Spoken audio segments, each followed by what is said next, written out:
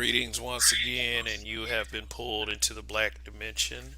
I am Kev, and Roger and Donnie is here also, and we're here to continue our discussions on the Disney Plus animated series What If, which is an animated, episodic animated show giving different takes on the events in the MCU, saying, what if something different happened in the situations that were presented in the films.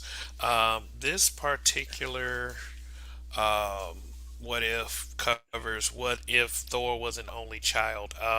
The thing that has changed in Thor's life for this one is that instead of Odin, Thor's father, taking the baby frost giant Loki as his own son, he gave Loki back to Laufey, the king of Jotunheim, the frost giants, and Thor grew up without the lessons that were taught to him by having a sibling, especially one like Loki. So, this is what we're here to discuss. What's going on, fellas?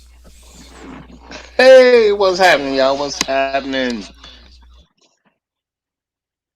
Hi guys, how are you?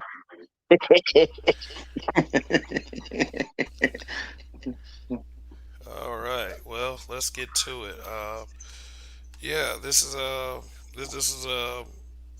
up into this episode. The what if episodes had a more serious tone. Some of them were tales of heroism, such as the Captain Carter episode and the Star Lord T'Challa episode, and some of them were pretty dark, like the Hank Pym episodes. Both of them were pretty dark, and it was tragic in the Doctor Strange episode. But this one was definitely comic relief from beginning to the end. Yeah, when Thor didn't have Loki as a sibling, it turned him into a party animal instead. At the beginning, his father went into the Odin sleep, and he came to Earth, and he brought the party with him. Now, what I did mention in an earlier broadcast was the potency of a hero. Like, Thor being heroic, he was just as potent as a party animal, and he affected everybody that was around him. You saw, he brought virtually everyone from the Thor movies to party with him. I think I even saw a Yeah, couple of dark elves. But I mean, everything that happened in the Thor films, yeah, even the Warriors 3, they were party animals along with Thor. So, he was the hero we needed. uh, you know, um, Partying correctly is a serious thing, and you know, he kept the nine realms with peace. He just did it through party, but the nine realms was at peace, and that's what it's all about at the end of the day, right? Keeping the I nine mean, realms at peace. like real talk, he had the frost giants over there kicking it with him. Like, come on, man! Like he had everybody like party, and it was crazy because Loki technically made him a better person, but without Loki, the world was at like you said, the world was at peace. Everybody was partying. But not just one world, the nine realms. Everybody was kicking it. No, so were we better off because Loki knew him, or were we better off when Loki did know him? It definitely made for an interesting take on the situation, but I mean, it was a cool thing, but I'm just saying from the overall perspective, Thor was setting up to be a very great and respectable king at the end of the day.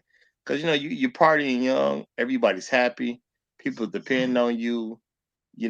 People would expect that in your rule that peace would continue at the end of the day.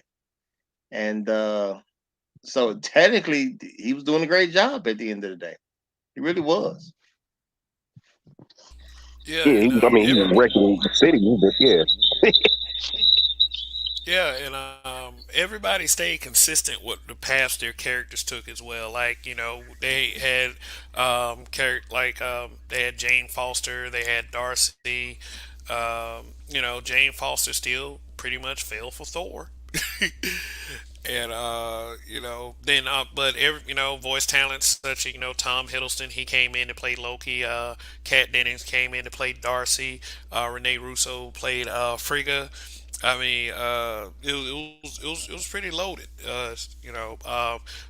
Drax was played by Frank. All I know is he played the voice of the Hulk. Dave Batista wasn't able to make it, and also another substitute voice was Captain Marvel. She was he was she was played by Alexandra, what's her name, but yeah, but like I said, this was a pretty fun episode. What happened? Like they thought that this was an actual threat to the planet because the partying was spread everywhere. Plus, there was speculation that Thor's partying destroyed a planet, but he would confess to Jane that that planet was dying anyway. And do you know how great you have to be at partying where you may accidentally destroy a planet? That's one epic event at the end of the day. So, I don't think we people may have thought about it from the context of Thor was truly keeping the peace in the universe. The nine realms was at peace. Folks liked to kick it with him. He was a very likable person. Hey man, he was gonna do a great job as king, and he hadn't even become king yet. But Just can't wait to be king. yeah, but not everybody liked Thor's party, including Shield. As a matter of fact, the party got so severe where um, I mean, Nick Fury was incapacitated during one of the parties. That they pulled out the Captain Marvel pager and called Captain Marvel from whatever galaxy she was in to come stop the Thor party from spreading, and it resulted in a couple of clashes with Thor and Captain Marvel, which did spark an online debate. Was Captain Marvel really as strong as everyone said she was? Because couldn't seem to put down Thor. Now, she did say in the episode that in order for me to put him down for real, I would have to do a punch that was as strong as like a nuclear megaton, whatever. And, and that's what she said. But like when he sat Mjolnir on her chest, she couldn't move. Period. It was not happening. She And wasn't she worthy. was, And let me say this: had she beat him, that would have been pure bullshit. Like I can't think of a comic book where Captain Marvel was anywhere near on par with Thor. Hell, Hulk was having a hard time with Thor in the comic books. So are you telling me that Captain Marvel could really? No, no. I'd have been fucking furious. Well, yeah, I think she that also, we got. I mean, we got to just pay attention to the fact that number one, she just wasn't worthy at the end of the day, and number two, she was just being a little bit of a hater in this episode. She she went after Thor for having a good time. Let's just keep it real. This Thor was having a good time. She wanted to ruin it, and that's not how you treat your that's not how you treat your alien neighbors out there.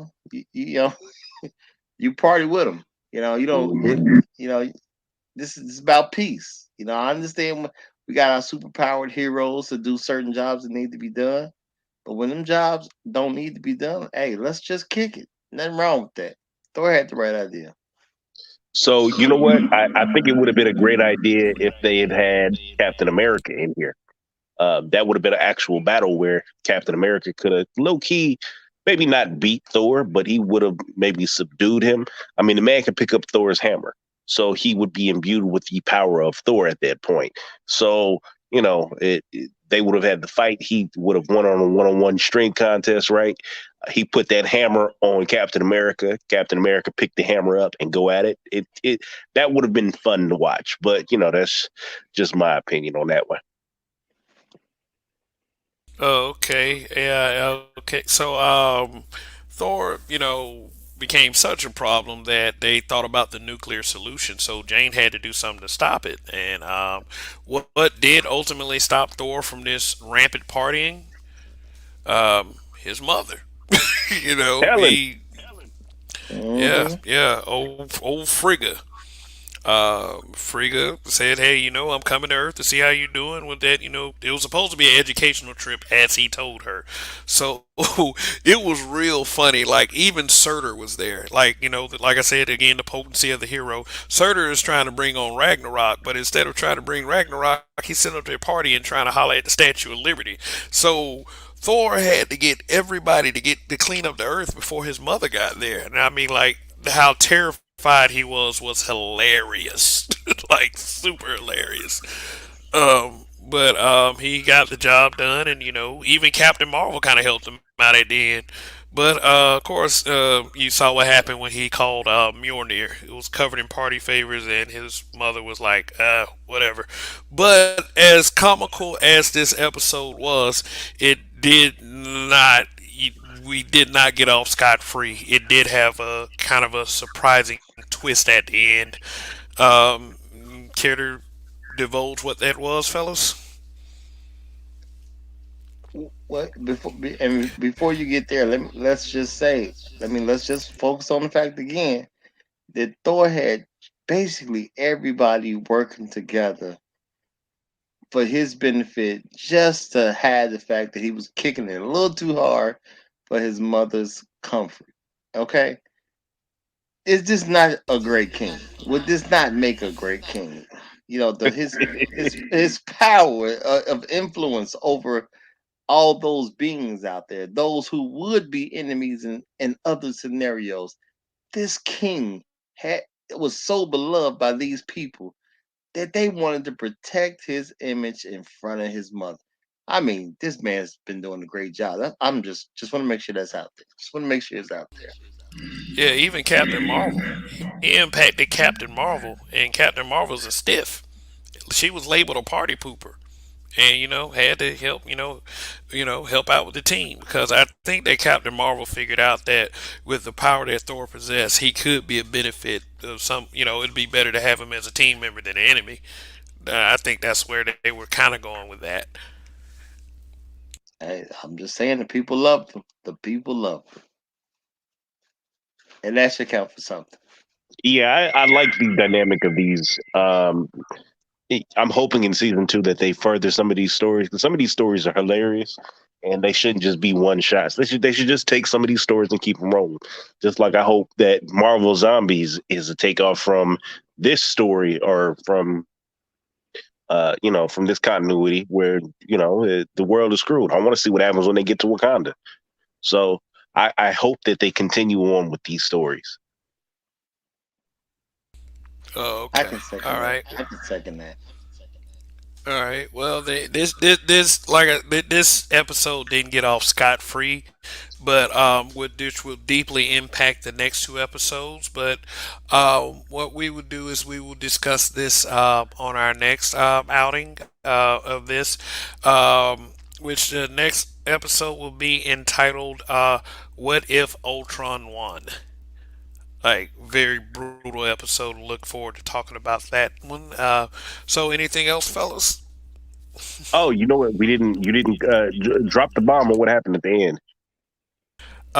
Ultron showed up, but it was a different Ultron. He showed up with an army of like sentient Ultron droids, and he also showed up with all six Infinity Stones in his possession.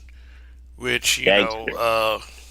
yes, gangster and very scary to see what to imagine what he would be able to do with those capabilities. But you will see a glimpse of that in the next episode. Oh yeah. We will.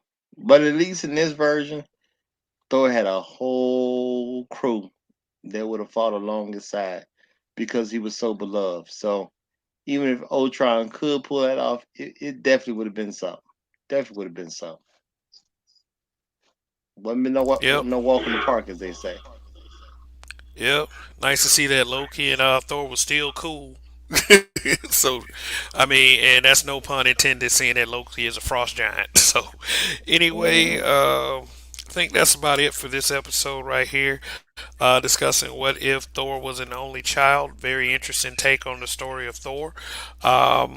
Tune in next time where we discuss the what if Ultron won and what if. So, anyway, this is it. I'm Kev, and for Roger and Donnie, you have been pulled into the Black Dimension.